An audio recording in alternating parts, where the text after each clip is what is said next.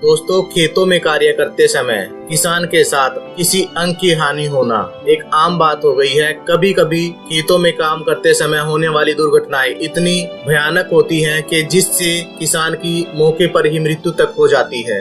ऐसी परिस्थितियों में किसान के परिजनों को आर्थिक सहायता प्रदान करने के लिए Haryana state agricultural marketing board यानी HSAMB ने मुख्यमंत्री किसान एवं खेतीहार मजदूर जीवन सुरक्षा योजना 2013 में शुरू की है। दोस्तों, खेतीहार मजदूर से यहाँ अभिप्राय खेतों में जो लेबर हमारी होती है उनसे है, यानी कि हमारे पास जो लेबर खेतों में काम करती है वो खेतीहार मजदूर कहलाता पड़ने पर वो किसान भाई इस सुविधा का लाभ उठा सके।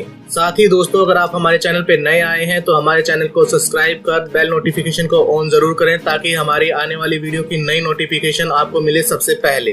तो दोस्तों, सबसे पहले बात करते हैं कि हम किन परिस्थितियों में इस योजना के लिए आवेदन कर सकते हैं। नंबर 1, कृषि मशीनरी, औजार, टूल, उपकरण इत्यादि का उपयोग करते समय अगर कोई दुर्घटना होती है और उस मशीन या औजार से किसान की मृत्यु या उसको अंग हानि होती है तो हम इस योजना के लिए पात्र हैं। नंबर 2, थ्रेशर, चैफ कटर या गन्ने के कोल्हू इत्यादि पर काम करते समय किसान या मजदूर की मृत्यु या अंग हानि होने पर भी हम पात्र हैं। नंबर 3, कुआं खोदते समय, उसको संचालित करते समय, नलकूप को स्थापित करते समय या नलकूप का संचालन करते समय कोई जहरीली गैस के कारण किसान की मृत्यु हो जाती है या उसको अंग हानि होती है तो भी वो इसके लिए पात्र हैं।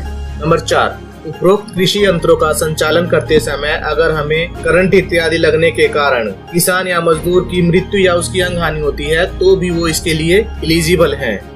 नंबर 5, कृषि उपज को मंडी में लाते या मंडी से ले जाते समय किसान के वाहन जैसे कि ट्रैक्टर, ट्रक, ट्राली, पशु ठेला यानी कि बग्गी इत्यादि का किसी अन्य वाहन के साथ एक्सीडेंट या उसके साथ दुर्घटना हो जाती है और उस दुर्घटना के कारण किसान की या मजदूर की मृत्यु या उसकी अंग हानि होती है तो भी वो इस योजना के लिए एलिजिबल हैं। नंबर 6, कृषि उपज या उत्पादों को मंडी में उतारते या तोलते समय कोई दुर्घटना हो जाती है जिसके कारण किसान या मजदूर को मृत्यु या उसकी अंग हानि होती है तो भी वो इस योजना के लिए एलिजिबल हैं। नंबर 7, कृषि कार्यों के दौरान कीटनाशक दवाइयों, पेस्टिसाइड, खरपतवार नाशक दवाइयों का प्रयोग करते समय किसान या मजदूर की मृत्यु या उसकी अंग हानि होने पर भी वो इस योजना के लिए एलिजिबल हैं। नंबर 8, कृषि कार्यों के दौरान सांप या किसी अन्य जहरीले जीव के काटने से मृत्यु होने पर भी किसान इस योजना के लिए पात्र है। दोस्तों, अब बात करते हैं योजना के नियम और शर्तों के बारे में। नंबर 1, पीड़ित की आयु 10 वर्ष से कम या 65 वर्ष से अधिक नहीं होनी चाहिए। नंबर 2, पीड़ित हरियाणा का निवासी होना चाहिए। नंबर 3, दुर्घटना होने के 2 महीने के अंदर अंदर हमें आवेदन करना होता है। अगर 2 महीने से ज्यादा समय हो जाता है तो हम इस योजना के लिए आवेदन नहीं कर पाएंगे। नंबर 4, दोस्तों, नंबर 4 पर कोई नियम या शर्त तो नहीं है, लेकिन हमारे जो एप्लीकेशन है वो सही डिपार्टमेंट में जाए, वो रिजेक्ट ना हो, उसके लिए हमें पता होना चाहिए कि हमारे एरिया के अनुसार हमारे मार्केट कमेटी का कार्यालय कौन सा लगता है, क्योंकि किसी भी जिले में एक से अधिक मार्केट कमेटियां हो सकती हैं। तो अगर हम किसी दूसरी मार्केट कमेटी के कार्यालय में आवेदन कर देते हैं तो हमारा जो आवेदन है वो अस्वीकार हो सकता है। इसीलिए हमें पता होना चाहिए कि हमारा जो आवेदन है वो कौन से कार्यालय के लिए हमें अप्लाई करना है। दोस्तों, अब बात करते हैं योजना के लाभ यानी कि योजना की जो किस्म है उसके बारे में। नंबर 1, कृषि कार्यों के दौरान मृत्यु होने की स्थिति में मृतक की पत्नी और उसके बच्चों को 5 लाख रुपए तक की सहायता प्रदान की जाती है। नंबर 2, रीढ़ की हड्डी टूटने या इसी तरह की गंभीर स्थायी विकलांगता यानी कि परमानेंट डिसेबिलिटी की स्थिति में 2,50,000 रुपए तक की सहायता राशि दी जाती है। नंबर 3, 2 अंगों के विच्छेदन या स्थायी चोट लगने पर 1,87,000 रुपए तक की सहायता दी जाती है। यहाँ 2 अंगों के विच्छेदन से अभिप्राय यह है कि किसी दुर्घटना में किसान या मजदूर की दोनों पैर चले जाएं या दोनों हाथ चले जाएं या एक पैर प्लस एक हाथ यानी कि शरीर के कोई भी 2 अंग एक साथ एक दुर्घटना में अगर हमारे चले जाते हैं तो उसको 2 अंगों का विच्छेदन कहा जाता है। नंबर 4, एक अंग की स्थायी चोट या उसका विच्छेदन। इस कंडीशन में हमें 1,25,000 रुपए तक की सहायता दी जाती है। यहाँ हम आपको बता दें कि एक अंग का स्थायी विच्छेदन से यहाँ अभिप्राय यह है कि शरीर का कोई भी एक अंग, जैसे कि पूरा का पूरा हाथ, पूरा का पूरा पैर, या फिर मान लो हमारे हाथ की उंगलियां कट जाती हैं, तो हाथ में अगर मान लो 4 उंगलियां हमारी कटी हैं तो वो 4 अंग काउंट ना होके वो हाथ को एक यूनिट मान के चलते हैं, तो वो हमारा एक अंग विच्छेदन में ही आएंगे। नंबर 5, पूर्ण उंगली का विमुद्रीकरण या उसका डिस्ट्रॉय हो जाना। इस कंडीशन में किसान या मजदूर को 75,000 रुपए की सहायता दी जाती है, यानी कि जब हमारी कोई भी एक पूरी उंगली किसी दुर्घटना में खराब हो जाती है तब। नंबर 6, उंगली के आंशिक विच्छेदन पर 37,500 रुपए तक की सहायता राशि दी जाती है। अब आंशिक विच्छेदन क्या है? जब उंगली पूरी ना कट के उंगली का केवल कुछ हिस्सा ही कटता है तो उसको उंगली का आंशिक विच्छेदन कहा जाता है। जैसे कि अपने हरियाणा की लोकल लैंग्वेज में कहा जाता है कि उंगली का पोरवा कट गया है, तो उसी को उंगली का आंशिक विच्छेदन कहते हैं। अब बात करते हैं जरूरी डॉक्यूमेंट या दस्तावेजों की। सेम डॉक्यूमेंट और दस्तावेज लास्ट में हमें पीडीएफ बनाकर साइट पे अपलोड करने होते हैं जब ये फॉर्म हम अप्लाई करेंगे। तो ये दस्तावेज हमारे क्लियर होने जरूरी है। अगर हमारे पास ये दस्तावेज नहीं होंगे तो हम फॉर्म अप्लाई नहीं कर पाएंगे। तो ये आपको ध्यान से समझने की जरूरत है कि क्या डॉक्यूमेंट हमें चाहिए हैं और क्यों चाहिए हैं। Number 1, declaration certificate. यह एक तरह का फॉर्म होता है जो आपको आपके मार्केट कमेटी के कार्यालय से फ्री में मिलता है। अगर आप चाहें तो आप ऑनलाइन सरल पोर्टल से भी इस सर्टिफिकेट को डाउनलोड कर सकते हैं। हमें यह सर्टिफिकेट डाउनलोड कर जो भी हमारा आवेदक या दावेदार है उसके नाम से यह फॉर्म फिल करवाना होता है और रिक्वायर्ड उसकी जो डिटेल्स हैं वो इसके अंदर फिल करनी होती है। Number 2, medical certificate. अगर आपने मार्केट कमेटी से फॉर्म लिया है तो उसी फॉर्म के अंदर आपको एक पेज मिल जाता है मेडिकल सर्टिफिकेट का। लेकिन अगर आपके पास फॉर्म नहीं है तो आप यह फॉर्म सरल पोर्टल से भी डाउनलोड कर सकते हैं। तो मेडिकल सर्टिफिकेट में क्या होता है, जहाँ पे भी हमने पीड़ित का इलाज कराया था वहाँ के जो साइनिंग अथॉरिटी है तो उनसे हमें यह सर्टिफिकेट वेरीफाई कराना होता है।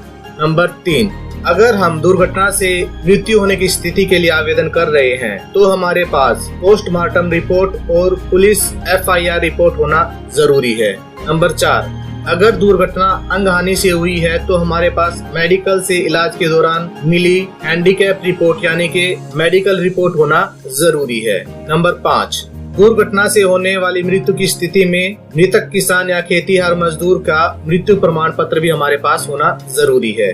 नंबर 6, आवेदक की तरफ से एक एफिडेविट बनवाकर कोर्ट कमिश्नर या मजिस्ट्रेट से सत्यापित करवाना जरूरी होता है। नंबर 7, आवेदक या दावेदार की 2 या 3 ID जैसे राशन कार्ड, वोट कार्ड, आधार कार्ड इत्यादि दस्तावेज ID प्रूफ के तौर पे लगाने होते हैं। अगर हम मृत्यु की स्थिति में यह फॉर्म भर रहे हैं तो जो मृतक है हमें उसकी भी 1 या 2 ID साथ में अटैच करनी जरूरी होती है। नंबर 8, आवेदक या दावेदार का बैंक खाता अपलोड करना बहुत जरूरी है। नंबर 9, हमारे पास परिवार पहचान पत्र होना जरूरी है। नंबर 10, हमारे पास आवेदक का एक पासपोर्ट साइज फोटो और उसके सिग्नेचर होना जरूरी है, क्योंकि जब हम फॉर्म अप्लाई करेंगे तो वहाँ पर आवेदक या दावेदार के सिग्नेचर और उसका फोटो अपलोड का ऑप्शन आता है, तो उस टाइम पे हमें इस चीज की भी जरूरत पड़ेगी। दोस्तों अब बारी आती है वीडियो के सबसे मेन पार्ट की, जो कि है कि हमें इस योजना के लिए ऑनलाइन अप्लाई कैसे करना है। तो दोस्तों उसके लिए हम आ गए हैं अपने सरल हरियाणा पोर्टल पर। यहाँ सबसे पहले हमें अप्लाई फॉर सर्विस पे क्लिक करना है। उसके बाद व्यू ऑल अवेलेबल सर्विस पे क्लिक करना है। यहाँ सभी सर्विसेज वाले पेज पर एक सर्च बॉक्स मिलता है। उसमें जैसे ही हम मुख्य लिखना शुरू करते हैं, सबसे पहले नंबर पे हमें मुख्यमंत्री किसान एवं खेतीहर मजदूर सुरक्षा योजना का लिंक मिल जाता है। हमने योजना के लिंक पर क्लिक कर लेना है। जैसे हम क्लिक करेंगे पॉपअप विंडो खुलती है। विंडो में हमको डिक्लेरेशन और मेडिकल सर्टिफिकेट डाउनलोड करने का ऑप्शन मिलता है। तो दोस्तों अगर हमारे पास ये दोनों सर्टिफिकेट नहीं है तो हम इन्हें डाउनलोड कर लेंगे और इनको फिल करके तब हम सर्विस अप्लाई करेंगे। लेकिन अगर हमारे पास ये दोनों सर्टिफिकेट पहले से ही है तो हमें यहाँ पे सिंपली प्रोसीड टू अप्लाई पर क्लिक कर लेना है। क्लिक करते ही सबसे पहले हमसे पूछा जाता है कि हमारे पास फैमिली आईडी है या नहीं है। तो हमें आई हैव फैमिली आईडी पे क्लिक कर लेना है, क्योंकि बिना फैमिली आईडी के हम इस योजना का फॉर्म हम नहीं भर सकते हैं। अब हमसे पूछा जाता है कि दुर्घटना का प्रकार क्या है, यानी कि दुर्घटना की वजह से मृत्यु हुई है या अंगहानि हुई है। तो दुर्घटना के अनुसार हम दोनों में से कोई एक ऑप्शन चुन लेंगे। अभी हम जो फॉर्म भर भर रहे हैं यहाँ पे दुर्घटना के कारण पीड़ित की मृत्यु हो गई है, तो हम यहाँ पे मृत्यु वाला ऑप्शन सिलेक्ट कर रहे हैं। उसके बाद हम आवेदक का फैमिली आईडी नंबर भरकर click here to fetch family ID data पर क्लिक करेंगे। उसके बाद मेंबर डिटेल का एक कॉलम खुलेगा। यहाँ ड्रॉप डाउन बटन पर क्लिक करके हमें अंग हानि की स्थिति में आवेदक खुद पीड़ित को बनाना होता है, तो हम पीड़ित को सिलेक्ट करेंगे। लेकिन अगर हम आवेदन मृत्यु के कारण कर रहे हैं तो मृतक के परिवार में से किसी एक को हम यहाँ पे आवेदक बनाएंगे, और वो आवेदक हम किसको बनाएंगे वो डिपेंड करेगा कि जो डिक्लेरेशन फॉर्म है वो किसके नाम भरा गया है, तो उस सदस्य को हम यहाँ पे आवेदक चुन लेंगे। फिर हमें सेंड ओटीपी पे क्लिक करना है और फैमिली आईडी में रजिस्टर्ड मोबाइल नंबर पे ओटीपी चला जाएगा। एंटर ओटीपी वाले कॉलम में ओटीपी डालकर उसको वेरीफाई कर लेना है। ओटीपी वेरिफिकेशन होते ही हमारा फॉर्म ओपन हो जाएगा। फॉर्म में सबसे पहला कॉलम हमारे पास आता है दावेदार विवरण का। इस कॉलम में आवेदक की फैमिली आईडी और उसकी मेंबर आईडी पहले से ही आ जाती है। इसके बाद पूछा जाता है कि दावेदार ने आवेदन किसके लिए किया है, यानी कि खुद के लिए किया है, अपनी फैमिली मेंबर के लिए किया है या अपने खेतीहार मजदूर के लिए किया है। तो यहाँ हम दुर्घटना के अकॉर्डिंग दोनों में से कोई एक ऑप्शन चुन लेंगे। फिर उसके बाद दावेदार का नाम पूछा जाता है, उसका व्यवसाय पूछा जाता है कि वो क्या काम करता या करती है। फिर उसके रिलेशन का नाम लिखना होता है, यानी कि दावेदार अगर पुरुष है तो उसके पिताजी का नाम लिखा जाएगा, और कोई स्त्री यानी कि महिला है तो उसके पति का नाम यहाँ पे भरना होता है। उसके बाद दावेदार का प्रॉपर एड्रेस यहाँ पे हमें फिल करना होता है, जैसे कि विलेज या गांव का नाम, स्टेट या राज्य उसका कौन सा लगता है, डिस्ट्रिक्ट ऑफिस या जिला कार्यालय उसका कौन सा लगता है, मार्केट कमेटी यानी कि बाजार समिति उनकी कौन सी लगती है, आवेदक या दावेदार की आयु कितनी है और उसका जिला कौन सा है। ये सभी ऑप्शन चुनकर हमें उसका प्रॉपर एड्रेस यहाँ पे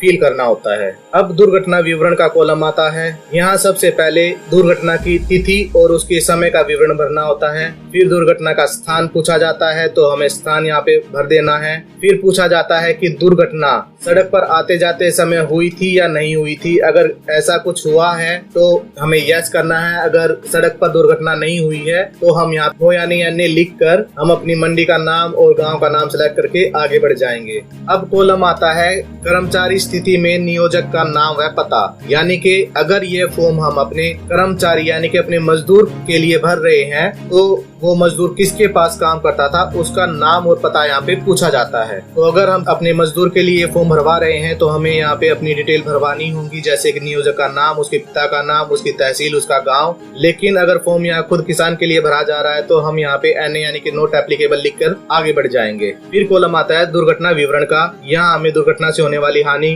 चुननी होती है। दोस्तों, वीडियो की शुरुआत में हम इस चीज की जानकारी आपको पहले ही दे चुके हैं कि 2 अंग विच्छेदन, 1 अंग विच्छेदन या आंशिक विच्छेदन वगैरह ये क्या होते हैं। तो अगर आपने वीडियो का वो हिस्सा स्किप कर दिया है तो आप पर्टिकुलर इस टाइम स्लॉट पर जाकर वो हिस्सा आप दोबारा से देख सकते हैं, ताकि आपको ये ऑप्शन दुर्घटना की किस्म चुनने में आपको इजी रहे। यहाँ हम आपको सारी डिटेल दोबारा से रिपीट नहीं करा रहे हैं क्योंकि वीडियो काफी लंबी हो जाएगी। तो यहाँ हम दुर्घटना के अनुसार दुर्घटना का किस्म चुन लेंगे। यहाँ हम दुर्घटना की किस्म मृत्यु सिलेक्ट कर रहे हैं क्योंकि यहाँ पे हमारा जो किसान है उसकी मृत्यु हो गई थी दुर्घटना के कारण। उसके बाद अब कॉलम आता है अंग हानि या मृत्यु का कारण क्या है। यहाँ एक ड्रॉप डाउन बटन आपको देखने को मिलेगा। इसमें हमें काफी सारे ऑप्शन मिल जाएंगे। किसान या खेतीहार के साथ जो दुर्घटना हुई है उसके अकॉर्डिंग हमें सही ऑप्शन चुन लेना है। यहाँ हम सभी ऑप्शन आपको दोबारा से रिपीट नहीं करेंगे क्योंकि ये सभी ऑप्शन हमने आपको वीडियो में पहले ही पात्रता वाले पार्ट में क्लियर कर दिए हैं। पर्टिकुलर इस टाइम स्लॉट पर जाकर वो हिस्सा आप दोबारा से देख सकते हैं। इसी के अंदर अन्य जानकारी का एक ऑप्शन आता है। इसमें हम दुर्घटना की संक्षिप्त जानकारी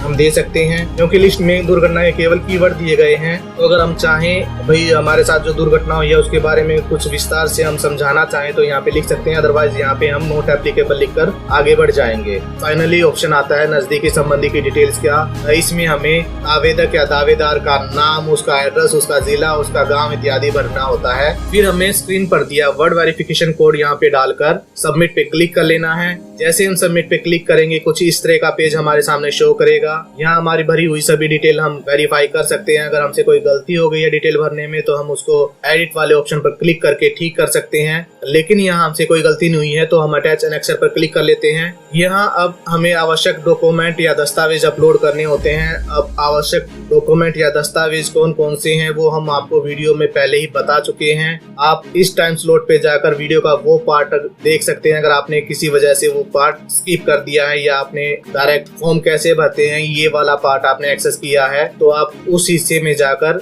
जान सकते हैं कि हमें कौन कौन से डॉक्यूमेंट यहाँ पे अपलोड करने होंगे। दोस्तों हम जल्दी से ये डॉक्यूमेंट अपलोड कर लेते हैं। डॉक्यूमेंट अपलोड करने के बाद सेव एंड एक्सेप्ट पर क्लिक कर लेना है। यहाँ हमारे द्वारा अपलोड किए गए सभी डॉक्यूमेंट की फाइल शो होने लग जाती है। अब हमें मेक पेमेंट पर क्लिक करना है। यहाँ फिर से मेक पेमेंट पर क्लिक करना है। अब एक पॉपअप आएगा, उस पर ओके कर लेना है। यहाँ हमने अपना CSC ID पासवर्ड डाल उसको वैलिडेट करना है। फिर अपना वॉलेट पिन डालकर पे पर क्लिक कर लेना है। पेज थोड़ा सा प्रोसेस लेगा और हमारी स्लिप जनरेट हो जाएगी। हमने स्लिप का प्रिंट आउट निकाल लेना है और अपलोड किए गए डॉक्यूमेंट के साथ यह स्लिप हमने अटैच करके अपने मार्केट कमेटी के कार्यालय में जमा करानी होती है। फाइल जमा होने के बाद मैक्सिमम 7 दिन के अंदर हमारी जो फाइल है वो एक्सेप्ट हो जाती है। उसके बाद हमारी जो सहायता राशि है वो डायरेक्ट हमारे बैंक अकाउंट में आएगी। इसके लिए हमें किसी भी अधिकारी को किसी प्रकार का कोई कमीशन देने की आवश्यकता नहीं होती है। तो